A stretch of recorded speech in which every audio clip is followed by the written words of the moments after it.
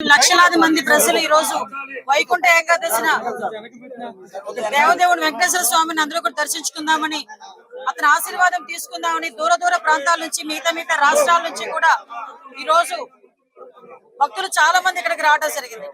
అదే విషయం ఏంటంటే ఇది చాలా దురదృష్టకర సంఘటన. ఎందుకంటే టీటీడీ ఈసారి లక్షలాది మంది ప్రజలు వస్తారనే సంగతి తెలిసి చాలా ఏర్పాట్లు కూడా చేస్తున్నారు.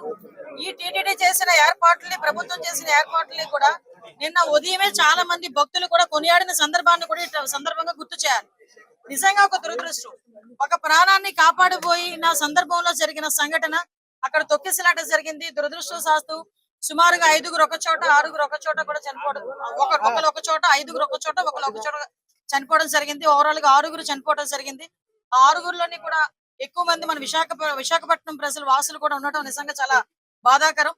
ఈ సంఘటన జరిగిన వెంటనే ఇమీడియట్ గా గౌరవ చంద్రబాబు నాయుడు గారు ముఖ్యమంత్రి వర్యులకి ఈ విషయం తెలియటం, వెంటనే హుటాహుటిని ఇక్కడ ఉన్న ఎస్పీ గారితోని, అదే విధంగా కలెక్టర్ గారితోని కూడా ఏం జరిగింది అని చెప్పి ఆరా తీసి ఇమీడియట్ గా టీటీడీ ఈవో అధికారులు అందరితో కూడా ఒక మీటింగ్ ఏర్పాటు చేసుకొని ఇమీడియట్ గా అక్కడ ఏం జరిగింది అన్న సంగతి కూడా తెలుసుకోవడం జరిగింది. ఇంకా ఫర్దర్ గా జరగకుండా, ఇటువంటి ప్రాణ నష్టం జరగకుండా అక్కడ గాయపడిన ప్రతి ఒక్కరిని కూడా ఆసుపత్రికి తరలించి మెరుగైన వైద్యం అందించే వరకు కూడా మీరు అక్కడే ఉండాలని చెప్పి వాళ్ళందరికీ కూడా ఆదేశాలు ఇవ్వడం జరిగింది. తర్వాత ఎటువంటి ప్రాణ నష్టం కూడా జరగలేదు. ఈ రోజు చాలా మంది గాయపడిన వాళ్ళు కూడా ఇంట్లోకి డిశ్చార్జ్ అయ్యి ఇంట్లోకి వెళ్ళిపోయిన సందర్భం కూడా ఉంది. ఇంకొంతమంది ఇప్పుడు హాస్పిటల్లో కూడా కొంతమంది ఉన్నారు. చనిపోయిన వాళ్ళందరికీ కూడా ప్రాణాన్ని తిరిగి తీసుకురాలేం, కానీ కంపల్సరీగా కుటుంబానికి ఆదుకోవాలని చెప్పి ఇతర రాష్ట్ర ప్రజలకి కూడా ఈ రోజు కాంపెన్సేషన్ అనేది అనౌన్స్ చేయడం జరిగింది. ఎందుకంటే ఎవరైనా భక్తులందరూ కూడా ఇక్కడికి రావడం జరిగింది కాబట్టి ఇక్కడ గవర్నమెంట్ ఈ రోజు బాధ్యత తీసుకుని వాళ్ళందరికీ కూడా కాంపెన్సేషన్ ఇవ్వడమే కాదు, వాళ్ళని ఎంత గౌరవంగా ఇక్కడ నుంచి మళ్ళా ఆ ప్రాంతాలకి పంపించి ఆ దహన సంస్కారాలు జరిగే కార్యక్రమం వరకు కూడా చూసుకోమని ఈ రోజు గవర్నమెంట్ కూడా ఆదేశాలు ఇవ్వడం జరిగింది. ఎవరైతే ఇందాక మీరు అన్నారు కొన్ని సమన్వయ లోపమా, లేకపోతే ఏదైనా పోలీస్ వైఫల్యమా, లేకపోతే అడ్మినిస్ట్రేషన్ వైఫల్యమా, ఏది అన్నది చాలా క్లియర్ గా సీసీ కెమెరాస్ ప్రతి చోట ఉన్నాయి. మీకు తెలుసు, ప్రతి చోట ఉన్న సీసీ కెమెరాలో ఏం జరిగింది అన్నది కూడా మేము అధ్యయనం చేసుకుంటాం. ప్రతి ఒక్కటి కూడా ఎంక్వైరీ జరుగుతుంది. ఇప్పటికే ఒక ప్రాథమిక నివేదిక అన్నది ఎస్పీ గారు, కలెక్టర్ గారు కలిపి ఈ రోజు ముఖ్యమంత్రి గారికి మాకు కూడా అందజేస్తున్నారు. బాధ్యులు ఎవరైనా కూడా బాధ్యతారహితంగా పనిచేస్తే వాళ్ళ మీద ఇట్టి పరిస్థితులను కూడా చర్యలు ఉంటాయి. కంపల్సరీగా ప్రభుత్వపరమైన చర్యలు ఉంటాయి. అందులో కూడా వెనకాడే పరిస్థితి లేదు. ఫర్దర్ గా ఇటువంటి సంఘటనలు జరగకుండా చూసుకునే బాధ్యత కూడా తీసుకుంటాం. ఎప్పుడు లేని విధంగా ఎప్పుడు ప్రతిసారి వస్తూనే ఉంటారు లక్షలాది మంది ప్రజలు. ఇంకొంచెం ఇంకా చాలా ఎక్కువ మంది వచ్చారు. దానికి తగ్గట్టుగానే ఈ రోజు అన్ని ఏర్పాట్లు కూడా చేసుకున్నాం. దయచేసి ప్రజలందరూ కూడా, ముఖ్యంగా ప్రతిపక్షాల వాళ్ళు, ప్రజలు అందరూ కూడా అర్థం చేసుకోవాల్సిన విషయం ఏంటంటే ఇది ఒక దురదృష్టకరమైన యాక్సిడెంట్ సంఘటన జరిగింది. దీనికి ఫర్దర్ గా జరగకుండా బాధ్యత కూడా మేము గవర్నమెంట్ తీసుకుంటాం. ఇప్పటి వరకు జరిగిన దానికి కూడా చింతిస్తున్నాం. దానికి కూడా బాధ్యత వహిస్తూనే ఈ రోజు ఆ కుటుంబానందరికీ కూడా ఎక్స్గ్రేషియా ప్రకటించి ఆ కుటుంబానికి మేము అండగా, అంటే మళ్ళీ చెప్తున్న, పోయిన ప్రాణాన్ని ఎవరు తిరిగి తీసుకురాలేరు, కానీ కుటుంబానికి అండగా ఉండే బాధ్యత కూడా గవర్నమెంట్ తీసుకుంటుంది.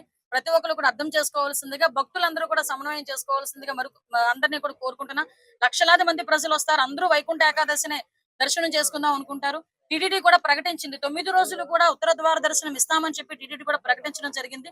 ఆ నేపథ్యంలోనే ప్రజలందరికీ కూడా టోకెన్లు ఇవ్వాలని ఒక మంచి ఉద్దేశంతో పనిచేసిన ఒక చిన్న పొరపాటు అయితే, దురదృష్టకర సంఘటన ఇది, యాక్సిడెంట్ ఇది.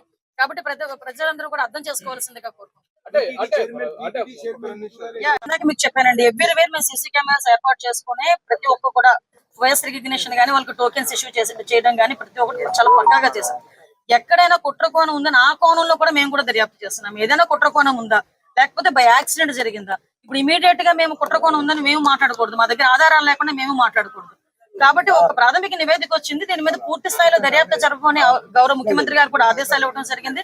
దీని మీద మనం అబ్జర్వ్ చేసుకుంటే తిరుపతి అంశం అనేసరికి చాలా సెన్సిటివ్ అంశం. కాబట్టి దేశంలో ఉన్న ప్రధానమంత్రుల నుంచి ప్రతి ఒక్కరు కూడా ఈ రోజు మిగతా రాష్ట్ర ముఖ్యమంత్రులు కూడా స్పందించారు. కాబట్టి చాలా సెన్సిటివ్ ఇష్యూ. కాబట్టి ఏది పడితే అది మాట్లాడకూడదు. మా చేతులకి పూర్తి నివేదిక వచ్చిన తర్వాత డెఫినెట్ గా బాధ్యులు ఎవరైతే ఉన్నారో వాళ్ళందరి మీద చర్యలు తీసుకుని పడితే అందులో వెనుకడే ప్రసక్తి లేదు. భక్తులు శ్రేయసే ముఖ్యంగా మేము పనిచేస్తున్నాం.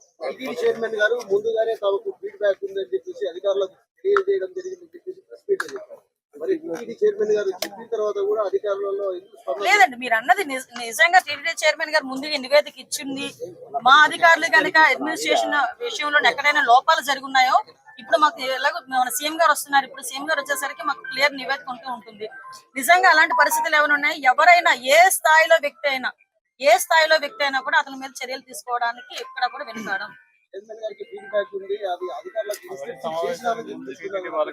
అదే విషయం చెప్తున్నాను కదా సార్. నిజంగా అదే పరిస్థితి జరిగి బాధ్యత రహితంగా ఎవరైనా పనిచేసి ఉంటే, బాధ్యత రహితంగా పనిచేసిన ప్రతి ఒక్కరి మీద కూడా చర్యలు ఉంటాయి. ఇదేది దాచేసి దాగేదేం కాదు కదా. ఈ రోజు కాకపోతే రేపైనా తెలుస్తుంది ఎవరు బాధ్యత రహితంగా పనిచేశారన్నది. కాకపోతే ప్రతి ఒక్కరు కూడా బాధ్యతాయుతంగా పనిచేయాలని మేము కోరుకుంటున్నాం. ఎందుకంటే లక్షలాది మంది భక్తులు వచ్చే పుణ్యక్షేత్రం ఇది. దయచేసి అటువంటి బాధ్యత రహితంగా పనిచేసిన ఏ స్థాయి వ్యక్తిని కూడా, అది కింద స్థాయి వ్యక్తి, పై స్థాయి వ్యక్తి, ఏ స్థాయి వ్యక్తిని కూడా వదిలిపెట్టే ప్రసక్తి